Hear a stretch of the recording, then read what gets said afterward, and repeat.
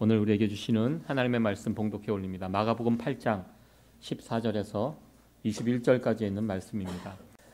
제자들이 떡 가져오기를 잊었음에 배에 떡 한 개밖에 저희에게 없더라.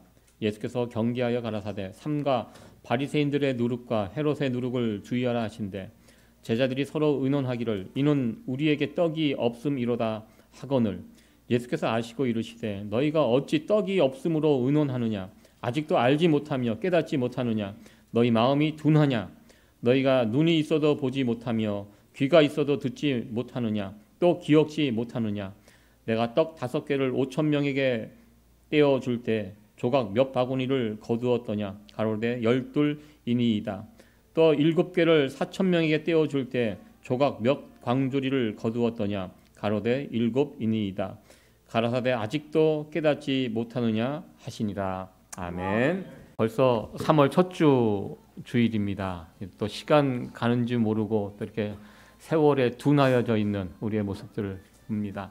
오늘 말씀의 제목이 마음이 둔한 사람입니다. 저도 얼마 전에 큰아들을 장가 보내봤지만 미국식 이 결혼식에서 아들 아버지가 할 일이 별로 없다는 것을 제가 이번 지난 결혼식을 통해서 알게 되었습니다. 딸 아버지는 그래도 결혼식에서 딸과 이렇게 같이 춤을 추는 그런 순서가 있습니다. 하다못해 아들 엄마도 아들과 이렇게 춤추는 시간이 주어지더라고요. 그러나 아들 아버지는 없습니다. 아무런 순서가 없어서 편안하게 그 결혼식장에 그 의자에 앉아서 결혼식이 진행되는 것을 살펴봤는데요. 제가 아무것도 할 일이 없으니까 주례를 섰던 목사님이 마지막에 축도는 시켜주시더라고요. 그래서 제가 마음껏 그 가정을 위해서 축복 기도를 하고 했던 그 기억이 있습니다. 한편으로는 아무것도 순서가 없다는 것에 좀 마음이 좀 그랬지만 한편으로는 굉장히 괜찮았습니다. 왜냐하면 만약에 제가 이렇게 제가 춤을 못 추거든요. 제가 나름대로 운동신경이 있다고 해서 여러 운동들은 참 잘하는데요. 제가 춤은 이게 몸치라 그러죠. 춤을 못 춥니다. 그러니까 젊었을 때부터 교회에서 율동하고 이런 것도 참 불편해 갖고 그런 거 하면 굉장히 쑥스럽고 못하고 그랬던 기억이 있는데요. 그래서 다행히 결혼식장에서 그 며느리하고 춤추는 이런 것도 없고 춤추는 그런 순서가 없어서 다행이라고 이렇게 생각을 했던 적이 있습니다. 흔히들 춤을 못 추는 사람들을 가리켜 몸치라고 합니다. 몸이 둔하다고 이렇게 합니다. 몸이 둔한 사람 본인도 답답하지만 그것을 보는 사람들도 답답합니다. 오늘 말씀의 제목이 마음이 둔한 사람입니다. 몸이 둔한 사람이 있는 것과 마찬가지로 마음이 둔한 사람도 있습니다. 몸도 둔하고 마음도 둔하고 이거 심각하겠죠? 오늘 마가복음 말씀 속에는 둔한 사람들의 이야기가 나옵니다. 바로 예수님의 제자들입니다. 예수님께서는 제자들을 향하여 마음이 둔한 자들이라고 말씀을 하셨습니다. 눈이 있어도 보지 못하고 귀가 있어도 듣지 못하는 자들이라고 둔한 자들이라고 우리 주님께서 말씀을 하셨습니다. 왜 제자들에게 이런 말씀을 하셨을까요? 지금 예수님께서는 오늘 본문의 내용은 제자들과 함께 갈릴리 바다를 건너가는 그런 중입니다. 지금 벳세다 그 지역을 향하여 제자들과 함께 배를 타고 건너가는 도중에 그 제자들 가운데 이 먹을 것을 챙겨야 하는 제자가 있었던 것 같습니다. 배를 타고 돌아보니까 먹을 것을 안 챙겨 갖고 온 것입니다. 떡이 하나밖에 없다고 성경은 이야기합니다. 그 이야기를 제자들과 서로 수근거리면서 합니다. 야, 우리 먹을 게 없다. 먹을 것이 떨어졌다. 어떻게 하면 좋은가? 아마 이런 식으로 제자들끼리 이야기를 했던 것 같습니다. 예수님께서는 제자들의 말씀에 아랑곳하지 않고 그 배 안에서도 이야기를 말씀을 전해주셨는데요. 특별히 그날 주제는 바리새인과 헤롯의 누룩을 조심하라. 이런 주제로 예수님께서 말씀을 하셨습니다. 누룩이 무엇입니까? 누룩은 빵을 부풀어 오르는 데 사용하는 효소입니다. 그러니까 예수님께서 지금 바리새인의 누룩과 헤롯의 누룩을 조심하라 이 의미가 있었습니다. 그런데 이 이야기를 듣고 제자들은 자신들이 지금 떡이 없는 거, 이것을 염두에 두고 예수님께서 지금 떡 문제를 가지고 이야기하신다라고 아마 짐작을 했던 것 같습니다. 예수님께서 이 누룽 이야기를 하시는 것은 다른 의도가 있습니다. 이 성경을 마가복음 오늘 8장의 내용인데요. 6장, 7장 앞부분을 읽다 보면 왜 예수님께서 바리새인의 누룩을 조심해라, 헤롯의 누룩을 조심해라, 이 말씀하신 이유가 거기에 담겨져 있습니다. 바리새인들은 어떤 자입니까? 외식하는 자입니다. 이게 자기 모습을 이렇게 부풀려서, 실상은 그렇지 않은데 사람들에게 잘 보이려고, 그래서 예수님은 바리새인의 누룩을 조심하라, 외식하는 이런 사람들을 조심하라, 이렇게 지금 말씀을 주신 것이고요. 헤롯의 누룩, 헤롯이 성경 앞에 보면 무슨 짓을 저질렀냐면 참 선지자 세례 요한을 목베어 죽인 사람이 헤롯입니다. 그 이야기가 앞부분에 나옵니다. 예수님께서는 제자들에게 헤롯의 누룩 그리고 바리새인의 누룩을 조심하라. 이게 무슨 뜻입니까?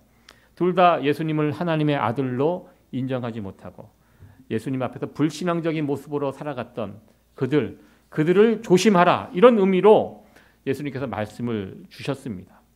그런데 이렇게 누룩을 조심하라고 전해준 그 예수님의 말씀에 제자들은 엉뚱한 반응을 합니다. 제자들이 서로 의논하기를 이는 우리에게 떡이 없음이로다 하거늘. 지금 떡이 없다는 거, 이것을 우리 주님께서 아시고 이 부분 주님께서 이야기하신 것이다. 제자들끼리 이렇게 짐작하고 말을 나누고 있었습니다. 엉뚱한 반응을 지금 보이고 있는 중이죠. 그래서 예수님은 제자들을 향하여 마음이 둔한 자, 이렇게 말씀을 하시고 너희들이 지금 나의 말을 제대로 깨닫지 못하고 있다고 예수님께서 말씀을 하셨습니다. 오늘 본문 말씀에서 가장 많이 언급되는 단어가 바로 이 떡이라는 단어입니다. 우리 식으로 바꿔서 이야기하면 밥입니다. 밥 이야기를 오늘 많이 하고 있습니다. 14절, 16절, 그리고 17절, 19절 네 번에 걸쳐서 이 떡의 이야기, 밥의 이야기를 하고 있습니다. 먼저 생각해 볼 문제는 지금 제자들이 밥 걱정을 하고 있거든요. 이 모습이 잘못된 모습인가? 이렇게 질문을 서로 해보게 됩니다. 물론 예수님께서 지금 밥 걱정, 먹는 문제, 이거 걱정하고 있는 제자들에 대해서 마음이 둔한 자들이라고 책망을 하셨습니다. 마음이 둔한 자들이라고 책망하신 이 부분에는 분명한 이유가 있습니다. 그러나 한편으로는 예수님의 제자들은 이 밥 문제, 먹고 사는 문제 걱정하면 안 되는가? 이렇게 또 질문을 해보게 됩니다. 여러분들, 밥 먹는 문제, 먹고 사는 문제, 이거 얼마나 중요한 문제입니까? 가장 절실한 문제 아닙니까? 여러분들 괜찮으세요? 먹고 사시는 문제 다 뛰어넘으신 분들입니까? 아닐 것입니다. 여러분들, 우리가 옛날 어르신들 만나서 인사할 때 어떻게 보통 인사하는 진지 드셨어요? 예, 저는 제 친구들하고도 만나서 카톡 보낼 때 밥 먹었냐? 이게 제 첫 번째 인사입니다. 이 먹는 문제가 얼마나 중요한 문제입니까? 예수님을 믿는다고 해서 이 밥 문제를 초월하면서 살아가는 자들은 아닐 것이라고 생각합니다. 사람들이 지금도 제일 많이 생각하고 걱정하는 문제가 바로 먹고 살아가는 이 문제입니다. 제가 동영상을 하나 봤는데요. 한 5살, 6살 된 남자 오빠가 2살, 3살 된 여동생을 밥을 정성껏 이게 볶음밥을 만들어서 떠먹여주는 이 동영상을 봤습니다. 아마 여러분들 중에서 보신 분도 계실 거예요. 참 기가 찹니다. 저 아이가 저기다 계란을 깨고 각종 야채를 넣어서 막 불을 볶아갖고 쌀을 넣어서 이제 막 볶음밥을 만듭니다. 그래서 볶음밥을 탁 만들어갖고 그릇에 담아갖고 제일 먼저 앉아있는 자기 여동생에게 먹여줍니다. 먹여주고 그리고 자기가 한술 먹고 자기 여동생 2번 먹이고 자기 1번 먹고 참 그 모습이 얼마나 따뜻한지 그리고 가슴 뭉클한지. 이 주변 환경을 보면 그렇게 초라하게 살아가는 남매입니다.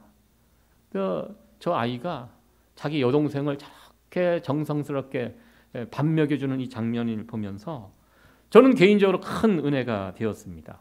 제가 보통 이런 사진을 한 장만 준비하는데요, 2장을 준비해가지고, 이 중요한 문제이기 때문에 2장을 준비해갖고 여러분들에게 이렇게 보여드립니다. 참 마음이 찡했습니다.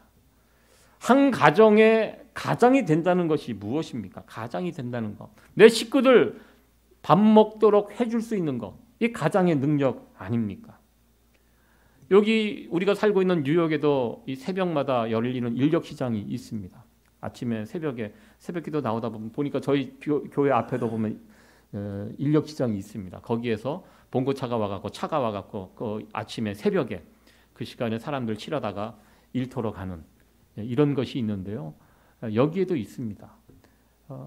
얼마 전에 한국 뉴스를 보니까요, 좀 한국 경기가 얼어붙어갖고 아침에 인력시장에 사람들이 일하러 나왔지만 일거리를 찾지 못하고 그냥 집으로 돌아가는 이런 모습을 뉴스를 통해서 본 적이 있습니다. 내가 오늘 가서 일을 해야 집에 있는 식구들 밥도 먹이고 각종 공과금도 내고 이렇게 살 수 있는데 일거리가 없으니까 아침에 일찍 와갖고 빈손으로 돌아가는 그 가장의 쓸쓸한 뒷모습을 이렇게 보면서 참 마음이 아팠습니다. 저분들 한 분 한 분이 다 어느 가정의 가장인데 자기가 열심히 일을 해서 돈을 벌어 들어가야 그 식구 또 그거 먹고 살 수 있는데 그거 하지 못하는 저 안타까운 이 상황을 보면서 빨리 얼어붙은 이 경기가, 전 세계적으로 얼어붙은 이 경기가 빨리 활성화가 됐으면 참 좋겠다. 저런 가장들이 좀 이렇게 집에 들어갈 때 어깨 피고 씩씩하게 이렇게 들어갈 수 있는 그런 날이 속히 왔으면 좋겠다. 그런 마음으로 그 뉴스를 본 적이 있습니다. 가정뿐만 아니라 한 국가도 가장 중요한 것이 무엇입니까? 가장 시급한 문제가 무엇입니까? 백성들 먹고 살아가는 문제 해결하는 것입니다. 한국의 수많은 대통령들이 지금 지나갔는데요, 한국 분들이 가장 존경하고 인정하는 대통령이 박정희 대통령이라고 생각을 해봅니다. 물론 공도 있고 과도 있습니다. 그러나 박정희 대통령의 그 위대한 그 점이 무엇입니까?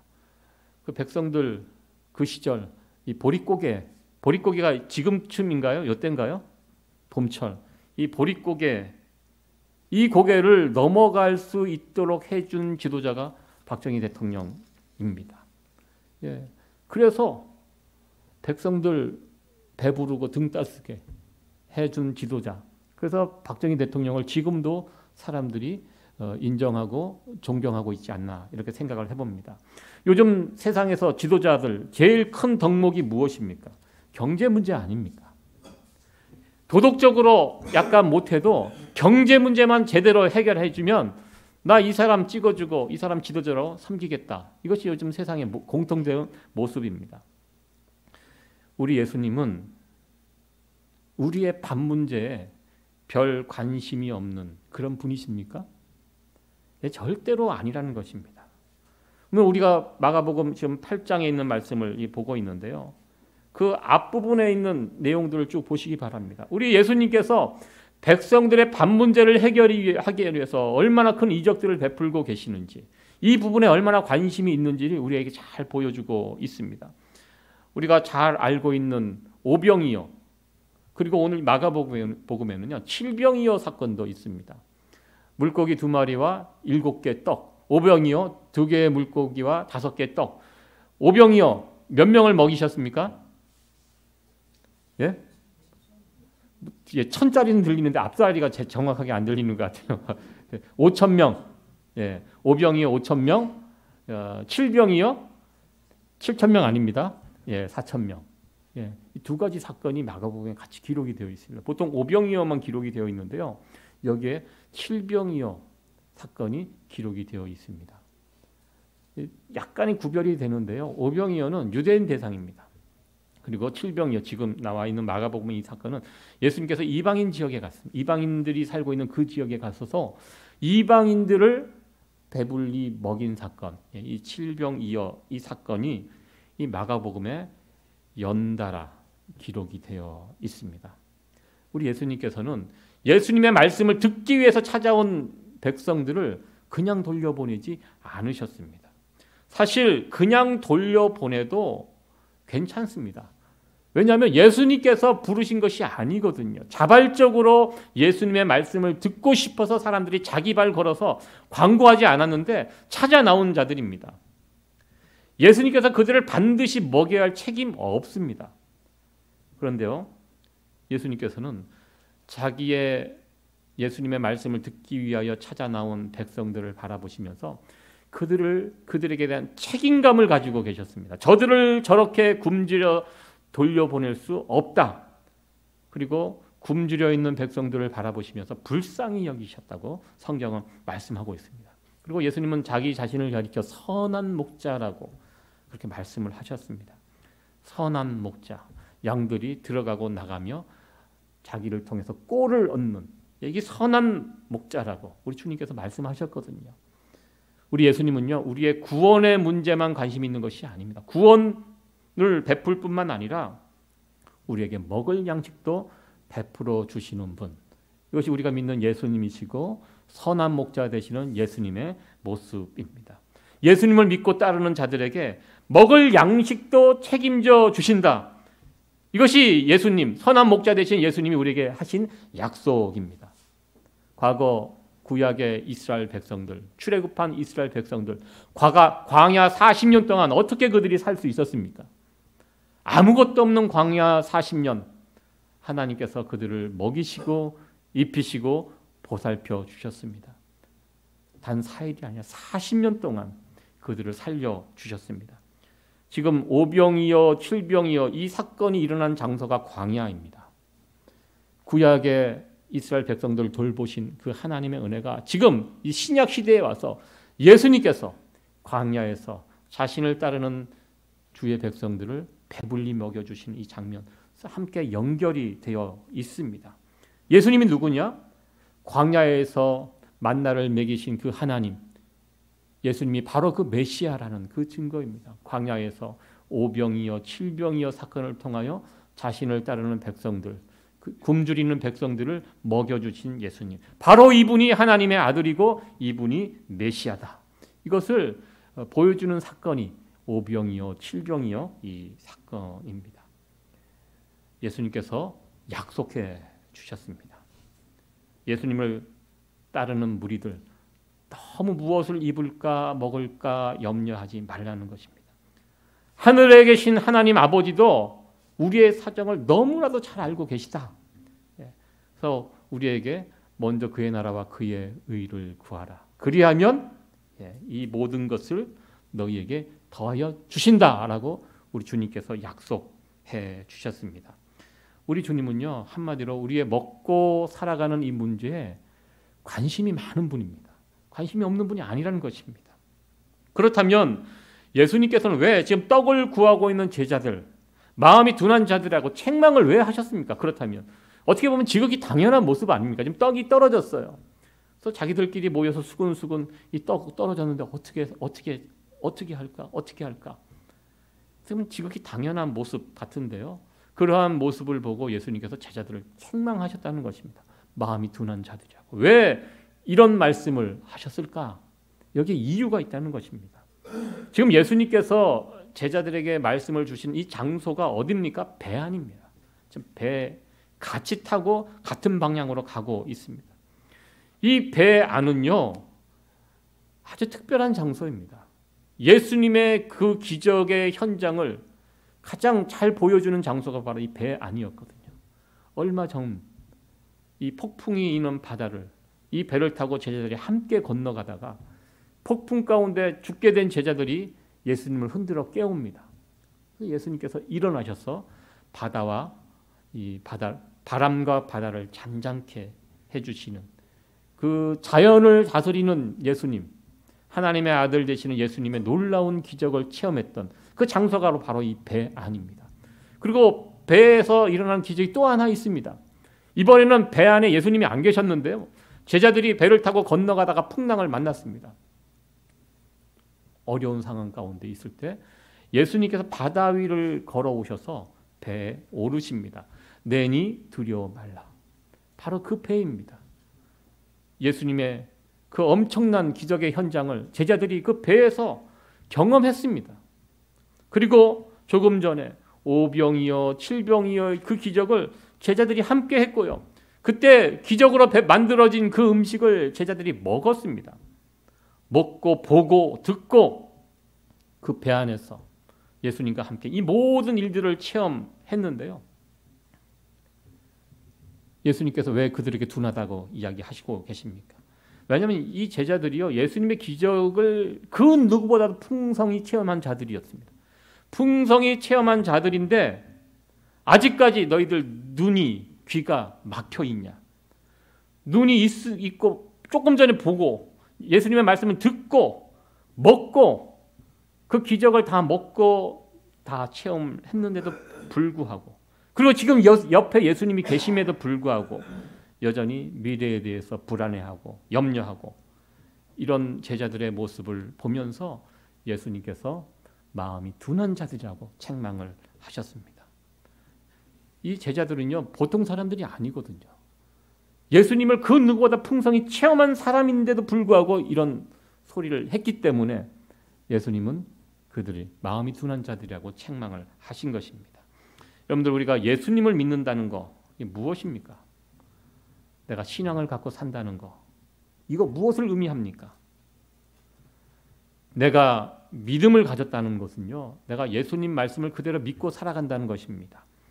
예수님께서 말씀하셨습니다. 내가 너희의 모든 것을 책임지겠다. 지금 우리의 배에 예수님이 타고 계시는데요, 그 예수님이 내 인생을 책임지시고 필요한 것들 공급해 주시겠다. 그것을 믿는 사람들이 그리스도인입니다.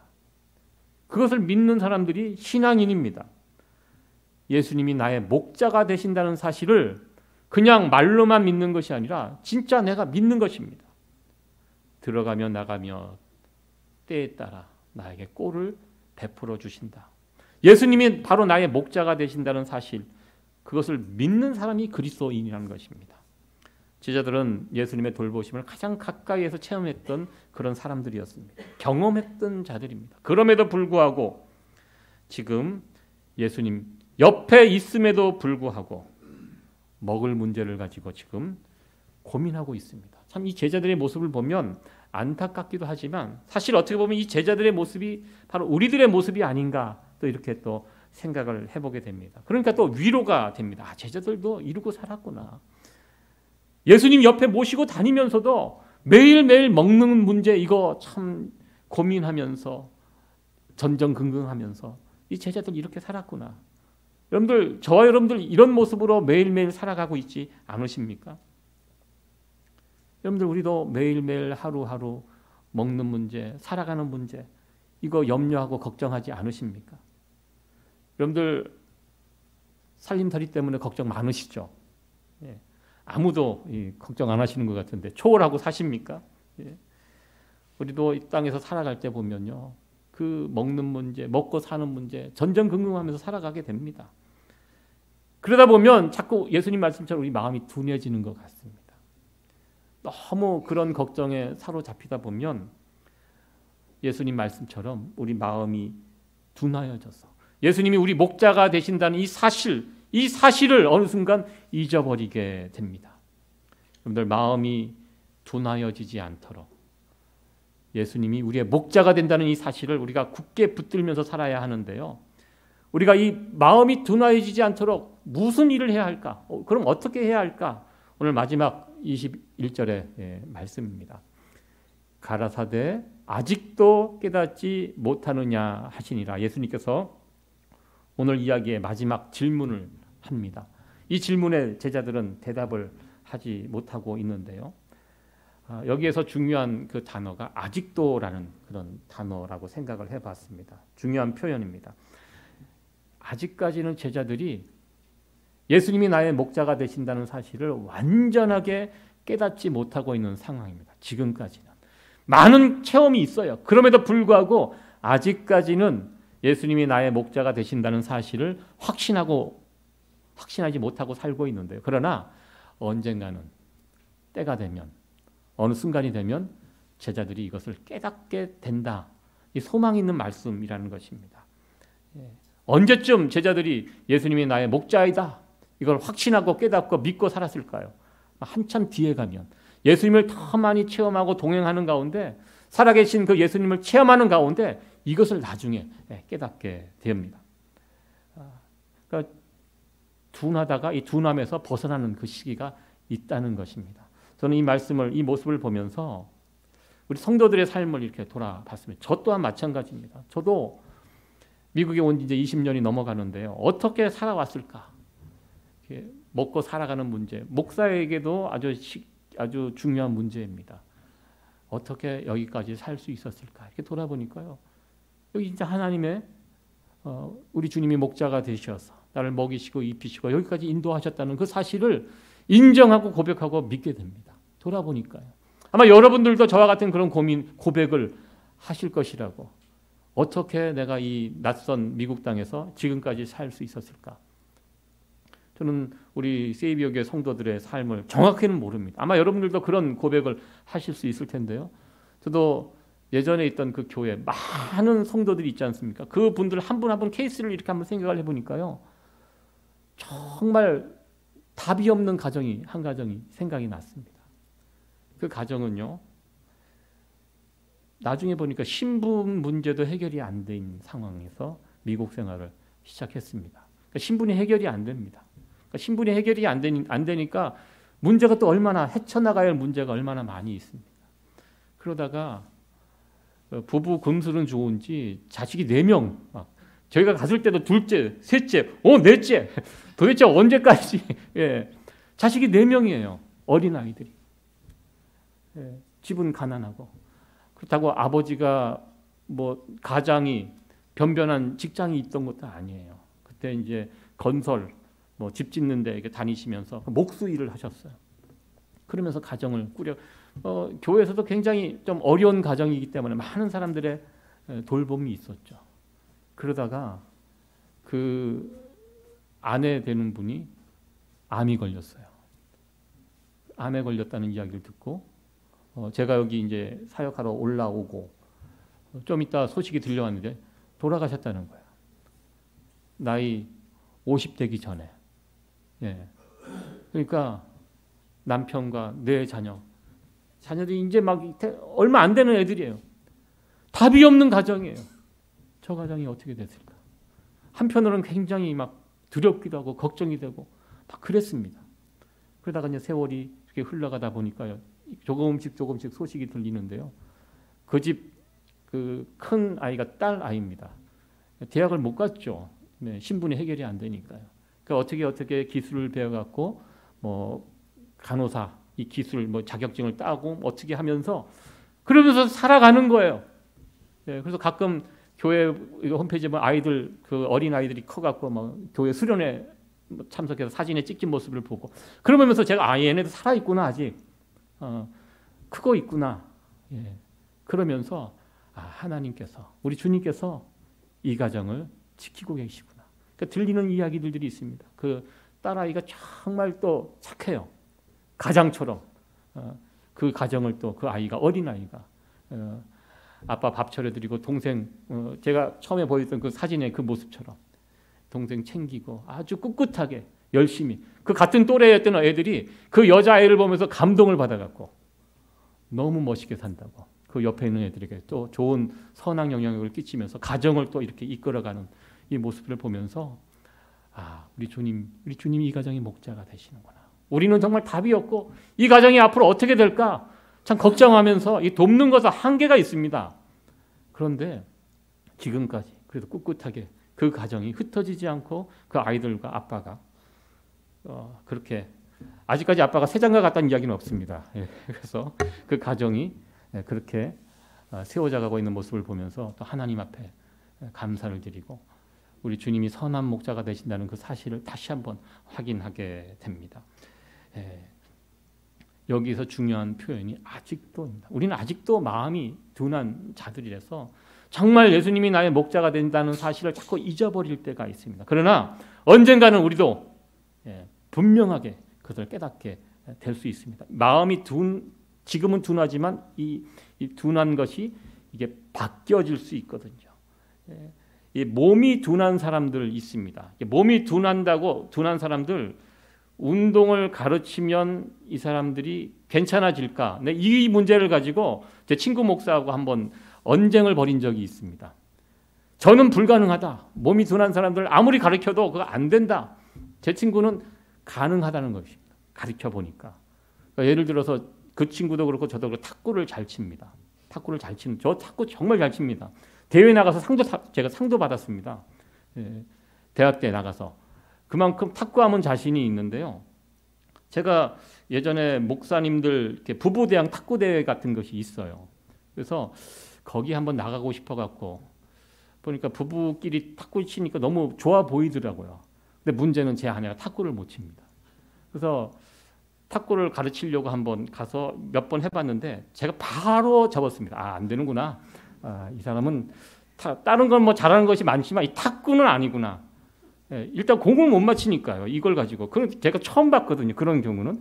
그래서 제가 얼른 내려놨습니다. 그래서 부부대항 탁구대회에 나오시는 목사님들 보면서 목사님 부럽습니다. 그리고 이제 제가 옆에서 응원만 하고 끝났는데요. 근데요, 제 친구 목사는 아니라는 것입니다. 자기 아내도 탁구를 못했는데 가르쳐 보니까 된다는 것입니다. 1시간, 2시간 가르치려다 안 되면 3시간, 4시간 계속 하면요. 둔한 사람도 배우면 둔한 몸이지만 쫓아갈 수 있다. 훈련하고 가르치고 학습하면 이거 바뀌어질 수 있다라고 이야기를 하더라고요. 그러니까 저도 곰곰이 생각해 보니까 그럴 수 있겠구나. 지속적으로 가르치고 하면 그러니까 제 아내가 제가 미국 와서 생활을 하는데 가장 어려웠던 것이 제 아내 운전면허 따게 하는 그 일이었거든요. 그러니까 이 뉴욕은요 운전을 안 해도 살 수 있습니다. 그 참 편한 도시예요. 그러나 이 뉴욕을 벗어나면서 시골로 가면요 운전 못하면 집에 갇혀 있어야 됩니다. 그러니까 제가 한 1년 동안은 장 보러 갈 때 항상 같이 우리 여명이가 막내가 어리잖아요. 그러면 어디 장 보러 가면 내 식구가 총출동을 합니다. 집에 놔둘 수가 없잖아요. 카시트에다 싣고 월마트 한 군데를 가둬요. 주차장에서 남자 3명은 기다리고 있고 아내는 가서 이제 장 보고 그 차 안에서 있는 10분이 얼마나 긴지 아마 여러분들 모르실 것입니다. 그러니까 제 아내는 막 뛰어다니면서 그렇게 하니까 너무너무 힘들잖아요. 그래서 제가 힘들지만 아니 면허를 꼭 따게 해야 되겠다 해갖고 운전면허 막 시험을 하고 근데 뭐 필기 시험은 금방 되지만 이 실기가 안 돼요. 전혀 운전에 대한 감도 없고 기계치거든요. 그래서 그래도 어떻게 합니까? 해야죠. 열심히 지금도 눈 감으면 그때 같이 연습했던 그 코스가 눈에 그려집니다. 그리고 하면 떨어지고 제가 1부 때 5번 떨어졌다고 하니까 와서 바로 4번 떨어졌다고. 잘못 알고 있었다고. 이제 그때 한 번만 더 떨어지면 6개월 동안 시험을 못 보는 그 지경까지 가서 결국 마지막에 면허를 따고 동네 잔치를 했던 그때 그 기억이 있습니다. 얼마나 지금도 생각하면 그때가 참 기뻤습니다. 해보니까 되더라고요. 안 될 줄 알았는데 거기는 웬만하면 해줍니다. 그런데도 자꾸 떨어졌는데도 그래도 제가 계속 그 코스를 가서 막 수십 번, 수백 번 돌았습니다. 그 시험 보는 그 코스에 가서 딱 그것만 시키거든요. 거기를 계속 돌면서 해서 결국 하는 걸 보니까요. 아무리 둔해도 하면은 된다는 거. 생각해보니까 그거 맞는 말입니다.